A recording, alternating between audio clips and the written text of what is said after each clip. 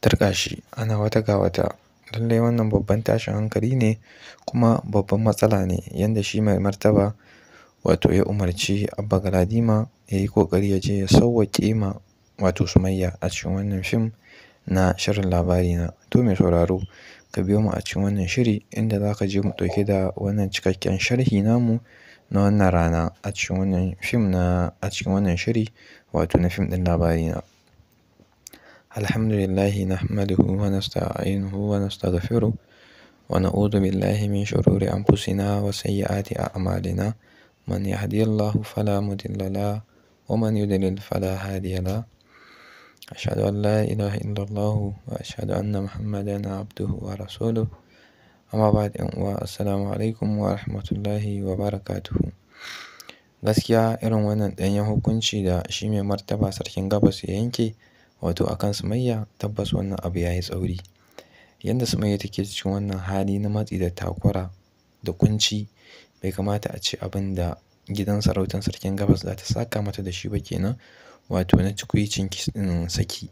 Wannan babban matsala ne, babban tashin hankali ne. Kun ga ashe ita Kilishi hankalinta zai kwanta, za ta zuba ruwa a ƙasa ta sha, duba da yanda shi mai martaba ya umarci Abba Galadima wato ya je ya saki ita Sumayya kenan. To yanzu shi shan to Abba Galadima da wani irin ido zai kalli Sumayya, ya ma za a iya furta mata saki bayan ya san irin halin da take ciki da kuma iyayenta halin da suke ciki, amma kuma har ya je ya cewa ai gashi shi ya zo ne ya sake ta. Gaskiya wannan abu ne abin a kalla kuma abin dubawa, saboda in ya je ya gaya ma Sumayya cewa ya sake ta, tabbas Sumayya zuciyarta zai iya bugawa a take a nan gurin, za ta iya rasa rayuwanta. Duba da yanayin irin ƙalubalen da take fuskanta kuma duk a kan shi ne, duk shi ne sanadiyya kuma shi ne sila. Ai ko lokacin da mahaifiyar Sumayya take magana akan cewa shi ne sila akan duk wannan firgici da rigima da Sumayya ta shiga, da gaske ne ba ta yi ƙarya ba, saboda ai yana da daman da zai fitar da ita daga cikin wannan gidan sarautan wato ya zauna a wani gidan daban ba wannan gidan da suke ciki ba. To don mene zai aje ta a ciki? Dole ne duk abin da shi mai martaba ya gindaya mashi ba zai tsallake ba.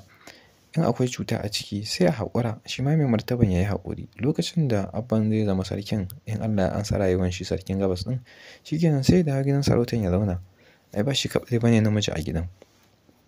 Amma haka nan kawai ka fita ka bar kana zaune a gida yanda ake ƙuntatawa matanka, ana mata abubuwa kala-kala wanda kuma ba ta iya magana. Idan ta yi magana sai cibi ya zama ƙari.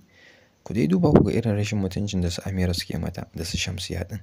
Jamila ne ita kaɗai wanda take goyon bayan Sumayya da kuma shi Abba Galadima ɗin. Idan mun lura Kilishi ta raina shi su har sarkin Gabas ɗin ba wanda ba ta raina ba a cikinsu. Tana yi cin karanta babu babbaka, amma babu wanda zai iya tsawatar mata yanda ya kamata. Sai dai a ɗan yi magana don dai kawai ta gane rai ya ɓaci, amma kaf cikinsu babu wanda ya taɓa fitowa ya buɗe mata wuta ya nuna mata cewa wannan abu da take yi fa ba daidai ba ne. Babu. Kamar ma goyon bayanta suke yi, saboda ita tun farko dai Sumayya ba san ta suke yi ba.